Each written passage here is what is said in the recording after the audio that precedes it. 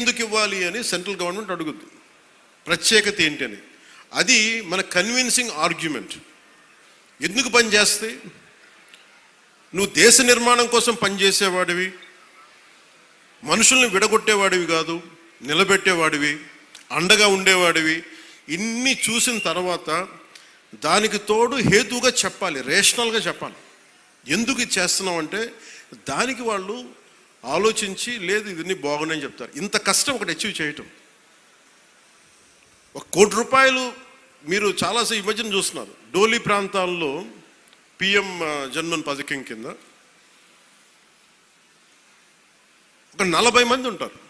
1 కోటి రూపాయలతో మనం ఒక 4,000 మంది 5,000 మంది ఉన్న ఒక పంచాయతీ ఖర్చు పెట్టడం వేరు. కేవలం 40 మంది ఉండే ఒక ట్రైబల్ పంచాయతీ ట్రైబల్ గ్రామానికి, ఒక చిన్న కుగ్రామానికి పెట్టడం చాలా కష్టం. దానికించి ప్రత్యేకించి మన జేబులో డబ్బులు ఇట్లా కేంద్రం తాలూకు పాలసీ ఉంది, పథకం ఉంది, దానిని పెద్ద మనసుతో ఖర్చు పెట్టాలంతే. నేను చేస్తుంది అదే, కుంచుకుపోవట్ల పెద్ద మనసుతో చేస్తున్నాం. అందువల్ల డోలీ మోతలు అంటే మనకు కనీసం కరెంటు ఉంది. కరెంటు లేని గ్రామం ఒకటి అలలాడుతుంటే ఒక్క మాట మన జన సైనికులు కానీ మనం పంపిస్తే ఆ గ్రామానికి కరెంట్ వచ్చింది 70 ఇన్ని సంవత్సరాలు. అంటే ఇవన్నీ ఎందుకు చెప్తున్నానంటే నేను కేవలం ఒకదానికే పరిమితం అయిపోతే నా శక్తిని మీరు చంపేసినట్టు వాళ్ళు అయిపోతారు. నాలాంటి వాడిని మీరు ఎంత బలం ఇస్తే బయట ప్రాంతాల నుంచి వచ్చి అసలు నన్ను ఏం చేశారు లాస్ట్ టైం, మా జిల్లాల్లోకి వస్తే మా ప్రాంతాల్లోకి వస్తే మేము అడుగు పెట్టాం, మా నియోజకవర్గాల్లోకి వస్తే చాలా నాకు చెప్పి వాళ్ళు మటుకు నేను ఎంచుకున్న నియోజకవర్గానికి వచ్చి మొత్తం వ్యతిరేకంగా చేశారు. వాళ్ళ ఏరియాలోకి వెళ్ళకూడదట, వాళ్ళ నియోజకవర్గాల్లోకి వెళ్ళకూడదు, కానీ మనం పనిచేస్తున్న నియోజకవర్గాలకు వచ్చి ఏదైనా కలగచ్చు.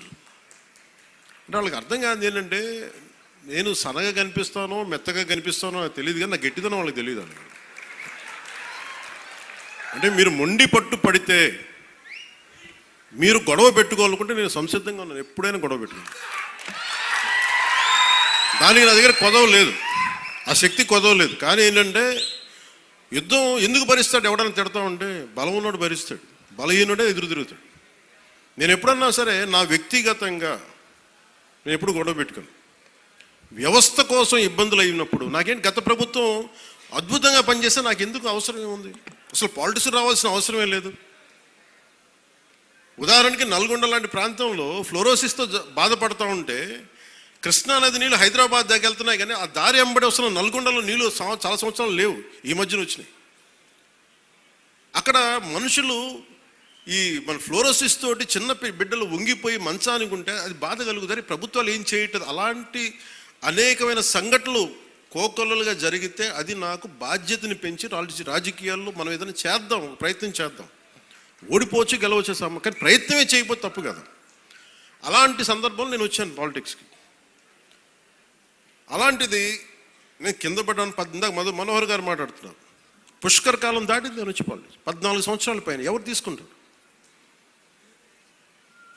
నాకు రాజకీయాలు, నాకు డబ్బు సంపాదనకి నాకు డబ్బు సంపాదన, నేను బిగ్ యాక్టర్. నేను నెంబర్ 1 యాక్టర్ని కాదేమో, కానీ నా స్థాయిలో నేను బాగా డబ్బులు సంపాదించగలిగే యాక్టర్ని. ఓడిపోయినా కానీ, సినిమా ఫ్లాప్ అయినా కానీ డబ్బులు చేసుకునే కెపాసిటీ ఉంది నా సినిమాలకి. అది మీ అందరి అభిమానం, ప్రేమ వల్ల. మరి అలాంటి నేను ఎందుకు రావాలి రాజకీయాల్లో కంటే అది నా ఆవేదన, నా బాధ్యత. పాలిటిక్స్ నా బాధ్యత. అంటే ఎంతసేపు ధాన్యం పండించి దోచేసుకోవడం తప్ప తిరిగి ఇద్దామని గుణం లేకపోతే ఏమవుతుంది? అందుకని నేను ఏం నమ్ముతానంటే ఎంతో కొంత తిరిగి ఇవ్వాలి సమాజానికి. ఆ ప్రిన్సిపల్ నన్ను తీసుకొచ్చింది. అలాంటి నేను కోరుకుంటుంది మన సంక్రాంతి ఒక కొత్త సంక్రాంతి అవ్వాలి మన పీటికి. అప్పుడు ఇది మీరందరూ నా కుటుంబ సభ్యులు, మీకు ఆనందం ఇవ్వడమే నా పని. ఆనందం ఇవ్వడం అంటే మళ్ళీ ఇంటికి వచ్చి డ్యాన్స్ చేయమనేరా?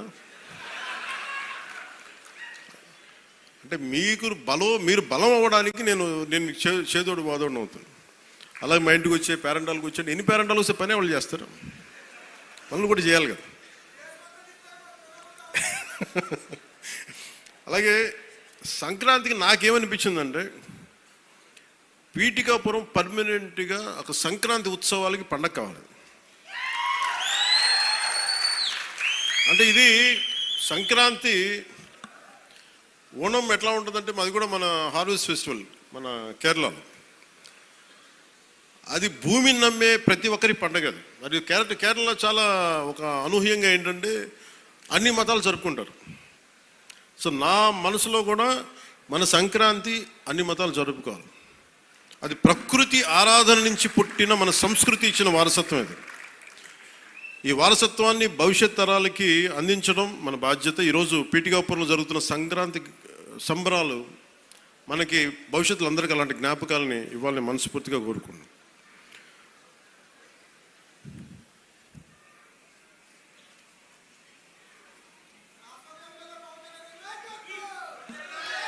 మాట అలాగే సంక్రాంతి అనగానే నేను మెయిన్గా ఎందుకు చాలా నాకు అనిపించిందంటే, గోదావరి జిల్లాలండి, కోడిపందాలండి, జోదాలండి, సంక్రాంతి తాలూకు అంటే సంక్రాంతి అంటే కోడిపందాలు, జూదాలు, పేకాట. ఓకే, నేను సరదా, నేను అదేం కాదంటలేదు, చేసేవాళ్ళని చేసుకోమని చెప్పి నాకు ఇబ్బంది లేదు. కానీ